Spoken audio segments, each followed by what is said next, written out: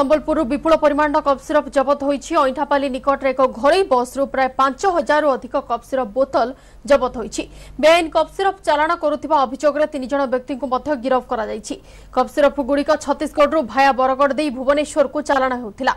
3 अभियुक्तक नाम NDPS act रे मामला रुजु होईछि। मामलार अधिक तदंत करा जाउथिबा संबलपुर एसपी सांबादिक सम्मेलन में कहिसंति।